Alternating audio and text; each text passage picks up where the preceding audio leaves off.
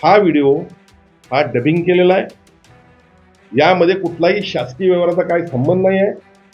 यामध्ये एका व्यक्तीला उलट एका व्यवहारामध्ये मी मदत करून त्याला न्याय दिलेला आहे, त्याचे पुरावे देखील माझ्याकडे आहेत. योग्य त्यावेळेला मी ते सादर करेन. आणि सांगायचंच म्हटलं तर परत सांगू शकतो, अनेकांच्यावर रेपचे गुन्हे दाखल झालेले आहेत. आम्ही नाही केला सर. घरगुती घरापर्यंत पोचायचं नसतं. मुलं ही आपलं समान असतात सगळ्यांची मुलं. एखाद्या वेळेला एखादी चूक झाली असतील तर आपण राजकारणाचा वापर करून त्याला बदनाम करणं हे अतिशय वाईट आहे. त्याला सुधारण्याची संधी द्यायची असती. मुलांची जीवनाची सुरुवात झाली असती. एखाद्या वेळेला चूक जर झाली असली तर आम्ही अशा पद्धतीचं राजकारणच केलं नाही. करतो तर म्हणजे आपला थोडा उशीर घेतला, कारण माझं भांडवल हे आहे. महायुती माझं भांडवल आहे. माझ्याकडं कुठलं कॉलेज नाही, कुठलं मला डोनेशन येत नाही, कुठलं हॉस्पिटल नाही, विविध संस्था नाहीत, कोट्यावधींची माझी माया नाही. माझी माया जी आहे ती माझी महायुती आहे. मला आज या ठिकाणी आठवतंय 2013 साली त्यावेळेला देखील कोल्हापूर जिल्ह्याचेच पालकमंत्री मला वाटतं होते, गृहराज्यमंत्री होते. माझ्यावर मोठा प्रसंग उद्भवला होता. गणेश चतुर्थीच्या मिरवणुकीमध्ये, अनंत चतुर्थीच्या मिरवणुकीमध्ये माझ्यावर मोठ्या प्रमाणात हल्ला गृह खात्याच्या काही अधिकाऱ्यांनी केला होता. खऱ्या अर्थानं राजकीय लढाई सुरूच आहे आणि राजकारण म्हणजे अडथळ्यांची शर्यत आहे. आणि त्यातल्या त्यात माझ्यासारख्या सर्वसामान्य गोरगरीब कुटुंबातील एक युवक ज्याला कुठलंही राजकीय बॅकिंग नाही. माझं राजकीय बॅकिंग हे माझी महायुती, माझे कार्यकर्ते, माझ्या भागातील तालीम संस्था मंडळ. आणि त्यावेळेला देखील माझ्यावर विनयभंगासारखे गुन्हे दाखल केले. त्यावेळेला देखील माझ्या खांद्याला खांदा लावून लढणारी, माझ्यासोबत असणारी हीच माणसं होती. आज देखील तीच असणार आहेत आणि उद्या माझ्या अंत्यदर्शनाला देखील हीच माणसं असणार आहेत. आणि त्यामुळे आम्ही माणसं दुखवलेली नाहीत. आमची माणसं ती आमची माणसं आहेत आणि हे आमचं भांडवल आहे. खऱ्या अर्थानं मी आपल्याला आज या ठिकाणी बोलवलंय. बऱ्याच इलेक्ट्रॉनिक मीडियाशी मी काल बोललो. मी मुंबईत होतो. सन्माननीय एकनाथ शिंदे साहेबांचे सचिन जोशी यांच्या मुलगीचा काल साखरपुडा होता, त्यामुळे मी मुंबईत होतो. अनेक इलेक्ट्रॉनिक मीडियाच्या माध्यमातून माझ्या प्रतिक्रिया विचारल्या गेल्या. मी त्याच वेळी सांगितलं, मी कुठल्याही ब्लॅकमेलरला त्यानं माझ्यावर आरोप केले म्हणून त्याला उत्तर द्यायला ही पत्रकार परिषद आजची बोलवलेली नाही. 302 खटल्यातील आरोपीनं माझ्यावर कुठला आरोप केला म्हणून त्याला उत्तर द्यायला मी पत्रकार परिषद बोलवलेली नाही. स्वतःच एखाद्या राजकीय पक्षात अध्यक्ष म्हणून स्थान असताना आणि त्याला राजीनामा दिल्यानंतर वरिष्ठांचं मन जिंकण्यासाठी माझ्यावर आरोप करणाऱ्या या ब्लॅकमेलरसाठी मी पत्रकार परिषद या ठिकाणी घेतली आहे. मी ही पत्रकार परिषद आज आयोजित केलेली आहे की मी माझ्या जनतेला या संदर्भात स्पष्टीकरण, ते पण स्पष्टीकरण का, तर विधान परिषदेचे काँग्रेसचे गटनेते सन्माननीय सतेज उर्फ बंटी पाटील यांनी मला काल आवाहन केलं की एआयच्या माध्यमातून अनेक व्हिडिओ येत असतात, डबिंग होत असतं, पण आमदारांनी ही गोष्ट क्लिअर करणं गरजेचं आहे की सत्य परिस्थिती काय. त्यांच्या शब्दाला मान देऊन मी आज पत्रकार परिषद घेतली. ही पत्रकार परिषद सुरू असताना मी 2 मुद्दे पहिल्यांदा क्लिअर करतो. यामध्ये हा व्हिडिओ हा डबिंग केलेला आहे. यामध्ये कुठलाही शासकीय व्यवहाराचा काही संबंध नाही आहे. यामध्ये एका व्यक्तीला उलट एका व्यवहारामध्ये मी मदत करून त्याला न्याय दिलेला आहे, त्याचे पुरावे देखील माझ्याकडे आहेत. योग्य त्यावेळेला मी ते सादर करेन. महत्वाचा माझा दुसरा प्रश्न असा आहे की माझा ठीक आहे, माझी काळजी सतेज पाटलांनी फार घेतली काल, मी त्यांचे आभार व्यक्त करतो. पण माझा त्यांना देखील सवाल आहे. बघा, माझ्या विधानसभेच्या निवडणुकीमध्ये देखील पेन ड्राईव्ह घराघरात वाटली गेली, खोटी पुस्तकं वाटली गेली, व्यंगचित्र काढून वाटली गेली. पण मी कोल्हापूर शहरामध्ये इतिहास घडवला. मतदारांची मी मनपूर्वक आभार व्यक्त करतो. त्यांचा आशीर्वाद माझ्या पाठीशी राहिला. 30,000च्या वरती मतांनी मला महायुतीच्या मतदारांनी निवडून दिले. पहिल्यांदा शहरातून हॅट्रिक करणारा मी ठरलो. हे सगळं होत असताना त्यावेळी देखील माझ्यावर अशाच पद्धतीचे आरोप झाले. बघा, त्यानंतर आम्ही 10-0 विधानसभा जिंकली, जिल्हा परिषद जिंकली, नगरपालिका जिंकल्या. ह्या सगळ्या निवडणुका जिंकत असताना महानगरपालिकेमध्ये प्रचाराची सांगता होत असताना शेवटच्या दिवशी सन्माननीय बंटी पाटील साहेबांनी एक प्रेस घेतली होती, आपल्या सर्वांना माहित आहे. त्या प्रेसमध्ये कुठला व्हिडिओ दाखवला होता हो?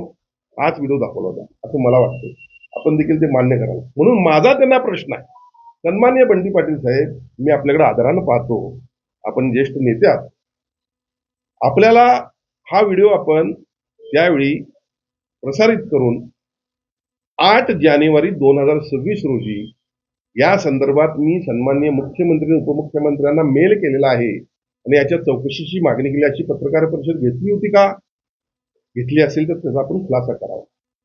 आणि अशा पद्धतीची निवडणुकीच्या तोंडावर पत्रकार परिषद घेऊन देखील कोल्हापूर शहरातील महानगरपालिका क्षेत्रातील मतदारांनी तुम्हाला घरी बसवलं, महायुतीची सत्ता आली, मग त्या अजून धक्क्यातून तुम्ही अजून सावरला नाहीत का? कारण त्यावेळेला तुम्ही त्याची चौकशी करायला पाहिजे होती की मुख्यमंत्र्यांनी याच्या बाबतीत काय निर्णय घेतलेला आहे, उपमुख्यमंत्र्यांनी याच्या बाबतीत काय निर्णय घेतलेला आहे. कुणाच्या तरी माध्यमातून आपण हे व्हिडिओ अशा पद्धतीचे वारंवार बाहेर काढणं हे आपल्याला शोभतं का? म्हणून मला याचं आपल्याकडून उत्तर हवं आहे. खरं म्हणजे राजकारणामध्ये जसं आता सन्माननीय आदिल फरास यांनी सांगितलं, विजय जाधव यांनी सांगितलं, महेश जाधव यांनी सांगितलं, आमच्या उपमहापौर साहेबांनी सांगितलं की राजकारणाला मर्यादा पाहिजे. दुसऱ्याच्या घरावर दगड मारत असताना स्वतःचा बंगला काचेचा असून आपण तपासलं पाहिजे. खरं म्हणजे मला या खोलात जायचं नाही. माझ्याकडे अनेक गोष्टी आहेत, गोष्टी आहेत. काही दिवसापूर्वी या ठिकाणी या ब्लॅकमेलरनं एका मोठ्या नेत्याच्या मुलाचा व्हिडिओ होता. काय प्रेमाचा व्हिडिओ असू शकतो मुलांचा? त्या व्हिडिओ त्याला मिळाल्यानंतर मोठ्या नेत्याला ब्लॅकमेल केलाय. धक्कादायक गोष्ट तुम्हाला सांगतो, असे हे ब्लॅकमेलर या शहरामध्ये निर्माण होऊन द्यायचे का? खऱ्या अर्थानं मी जास्त या नालायक लोक या माणसावर बोलू इच्छित नाही, पण निश्चितपणे बंटी पाटील साहेब, आपण एक सभ्य राजकारणी आहात. सातत्यानं तेच व्हिडिओ आपण समोर आणायचे, आमची बदनामी करायची, हे तुम्हाला शोभतं का? तुमच्या बाबतीत देखील अनेक प्रकरणं आमच्याकडे येत असतात, अनेक व्हिडिओ असतात, पण निश्चितपणे या गोष्टीचा सभ्य राजकारण्यांनी विचार करणं गरजेचं. आणि दुर्दैवानं असं आहे की खोटे व्हिडिओ हे फास्ट पळत असतात. खोटे व्हिडिओ फास्ट कसे पळतात तुम्ही म्हणाल, खोटे कसे? अजित दादांनी सुप्रिया सुळेंच्या मुलीला जे आशीर्वाद दिला त्याचा व्हिडिओ तुम्ही ऐकला का? ऐकला ना? डबिंग काही करू शकतो. यामध्ये मी सायबर क्राईमला याची तक्रार दिलेली आहे आणि हा व्हिडिओ कुणी केला, कसा केला, याच्यावरती कारवाई झाली पाहिजे, ही माझी भूमिका आहे.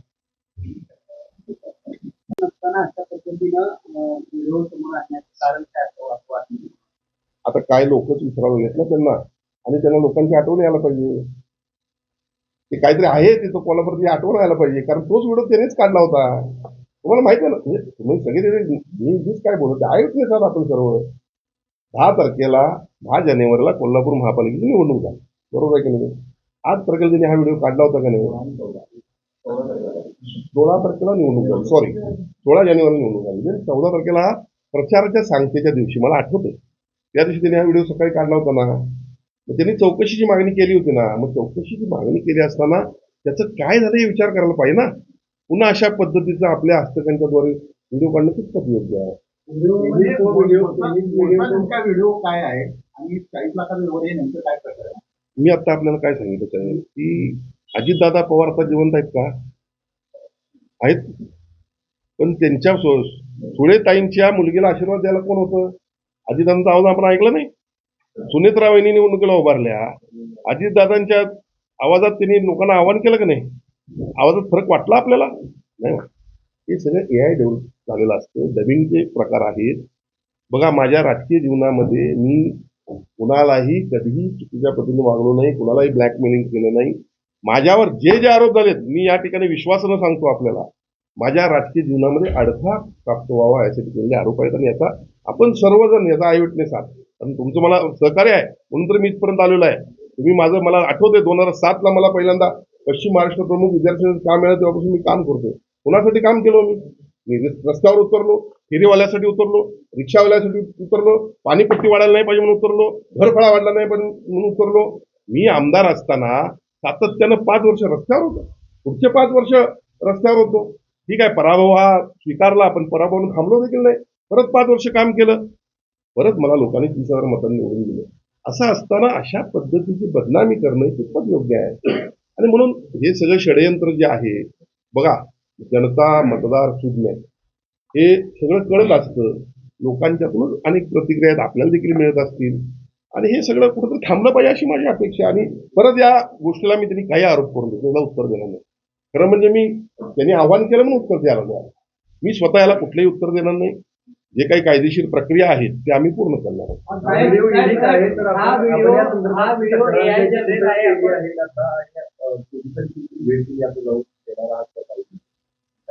नाही, माझी आता कायदेशीर टीम या सगळ्या गोष्टींचा विचार सुरू आहे त्याच्यापासून. आणि बघा, शेवटी राजकारणामध्ये काही गोष्टीला मर्यादा असतात. ठीक आहे, आपण लिमिट करतो काही गोष्टी, पण जर ओव्हर होत असलं तर निश्चितपणे जर कोण प्लॅन करत असेल तर त्याचा पण आपल्याला प्लॅन करावा लागेल. चुकीचं का? एखाद्या व्यक्तीला बदनाम करण्यासाठी तर कशा करता पाहिजे? साहेब, तुम्हाला बदनाम करण्याचा प्रयत्न आहे फक्त. साहेब, हा व्हिडिओ AI जनरेट आहे असं म्हणतात. त्याचबरोबर या फेसबुकमध्ये असं म्हणतात की ज्या व्यक्तीने हा व्हिडिओ टाकला तो ओरिजिनल व्हिडिओ सध्या आपल्याकडे आहे का? आणि प्रत्येक राजकीय व्यक्तीला त्याची प्रतिष्ठा महत्वाची असते. ती योग्य वेळ अजून आलेली नाही का तो व्हिडिओ? 8 तारखेला ज्या वेळेला बंटी पाटील साहेबांनी हा व्हिडिओ प्रसारित केला, ज्या व्यक्तीने हा व्हिडिओ काढला त्याचा स्वतःहून मला फोन आला की साहेब हे चुकीचं आहे, मी असं काही त्यामध्ये केलेलं नाही आहे.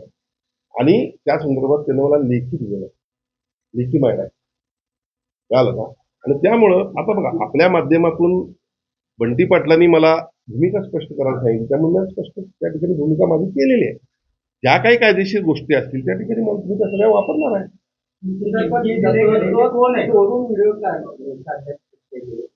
संवाद वेगळा तर मग ओरिजिनल त्यामध्ये काय तुमचं म्हणणं होतं किंवा काय तुझा उद्देश काय होता? मी आपल्याला काय सांगितलं की नंबर 1 हा कुठलाही शासकीय व्यवहार नाही. नंबर 2, मला झालेल्या व्यवहाराची कुठली कल्पना नसताना काही लोकांची माझ्याकडे तक्रार आल्यामुळे मी त्यांना न्याय दिला, हे मी तुम्हाला सांगितलं. त्यातलं ते चुकीचं काहीतरी जनरेट केलं गेलेलं आणि त्याची मला त्यांनी स्वतःहून फोन करून दिलेली कॉपी पण आहे, सहीसह त्यांच्या आपण विचारतोय मला कोण, मी कायदेशीर प्रक्रिया जेव्हा न्यायालयात बोलतो ना, न्यायालयात सांगेल ना मी. सतीश पाटलांचे व्हिडिओ निवडणुकीच्या मतदानाच्या असते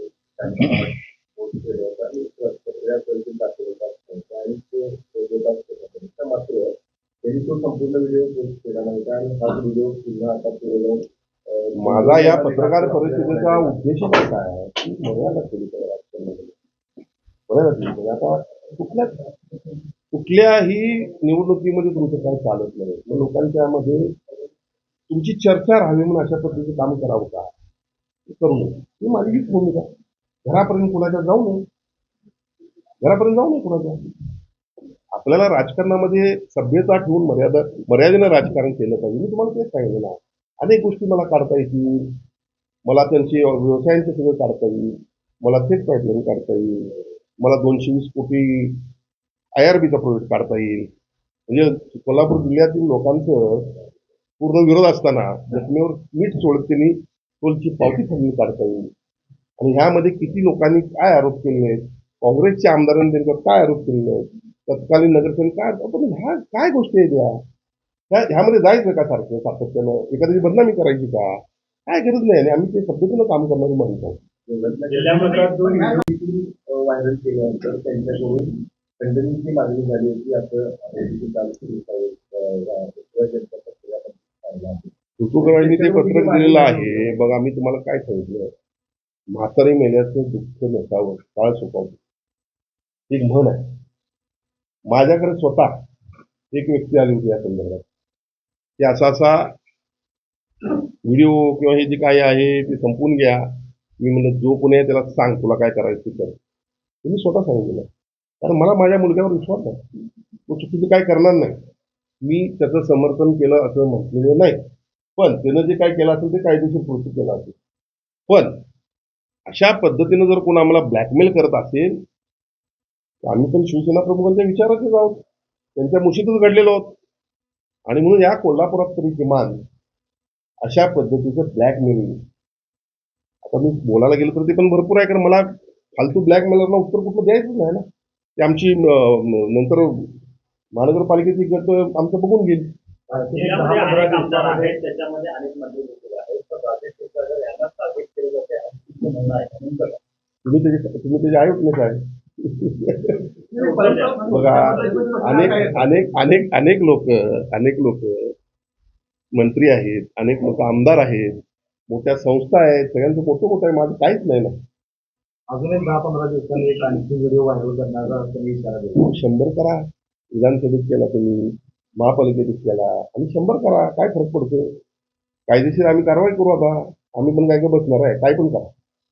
राज्याच्या विधिमंडळाचा आता अधिवेशन सुरू आहे. तुम्ही राज्याच्या विधिमंडळाच्या कॅबिनेट मंत्रीपद तुमच्याकडे आहे. हो. विधिमंडळाचं तुम्ही काय सांस्कृतिक कार्य मंत्री सन्माननीय नामदार चंद्रकांत पाटील साहेब कोल्हापूर दौऱ्यावर आहेत. आपण त्यांना प्रश्न विचारावा. हा काय नियम आहे, काय कायदा आहे? मला वाटतं अयोध्येला आपल्याला बोलत होतं ना. हो, त्यांना प्रश्न विचारावा. तर या सगळ्या व्हिडिओच्या पाठीमध्ये आमदार सतीश पाटील यांचे व्हिडिओ बघा, आता मला तर तसंच वाटतं, कारण त्यांनीच हा व्हिडिओ काढला होता त्यावेळेला. पुन्हा तो व्हिडिओ येतोय, मग मी काय समजायचं सांगा तुम्ही? ते दूध थोड्या माणसाला सुद्धा कळते, मुलाला सुद्धा कळेल, असं चुकीचं आहे. माझं म्हणणं हेच आहे. बघा, निवडणुका येत असतात, जात असतात. इतकी वर्ष तुम्ही सत्ता भोगली, आम्ही लाट्या काट्या खाल्ल्या, आम्ही विरोधी पक्षात होतो. आता सत्ता लोकांनी तुमच्या निष्क्रियतेमुळे लोकांनी आम्हाला सत्ता दिली. तर कुठंतरी अशा पद्धतीनं काम करू. रविकरण इंगवलेंचा तुम्ही उल्लेख ब्लॅकमेलर असं करता, काय नेमकी त्यांची ब्लॅकमेलची पद्धत? मला त्या व्यक्तीबद्दल कुठलंही उत्तर आपल्याला द्यायचं नाही. माझं माध्यमात विनंती आहे. ते येऊन ब्लॅकमेलरला घेऊन पत्रकारांचे असे आरोप करत असून आम्हाला त्याची दृष्टीकोन समजत आहे. काय तुम्ही जर त्यांना ब्लॅकमेलर ब्लॅकमेलर येऊन पत्रकारांवर आरोप करत असेल, तर ते नेमकं काय ब्लॅकमेलिंग करतात ते मीडियातून कळलं पाहिजे. आता हे आपण शोधून काढलं पाहिजे ना. तुमच्याकडे काय कोल्हापूर शहरातल्या अनेक लोकांना माहिती आहे. मी सांगायची काय गरज आहे? मी एखाद्या ब्लॅकमेलवर बोलणंच मला उचित समजत नाही. माझं ते स्टँडर्डच मी समजत नाही. मी काय तुम्हाला सांगितलं की सतेज पाटील हे विधान परिषदेचे गटनेते आहेत. त्यांनी मला विचारलं, त्यांचा मान ठेवावा म्हणून मी आधी पत्रकार घेतला. मी कुठल्याही ब्लॅकमेलर 302च्या खटल्यातल्या आरोपीला मी उत्तर देणार नाही. यांचं राजकीय पुनर्वसन तुम्ही काय केलं? आता तुम्ही जे राजकारणात गेला तर आता मग ते मी त्यावेळेस दुसरीच पत्रकार परिषद घेतो त्यासाठी. आजची पत्रकार परिषद त्यासाठी नाही आहे.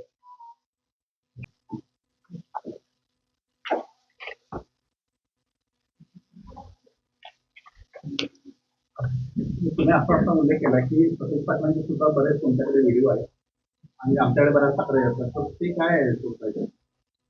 नाही, योग्य वेळा बघा, प्रत्येक गोष्ट आम्ही राजकारणात सभ्यता पाहतो. एखाद्याच्या घरच्या मुलांच्याकडून आम्ही जात नाही.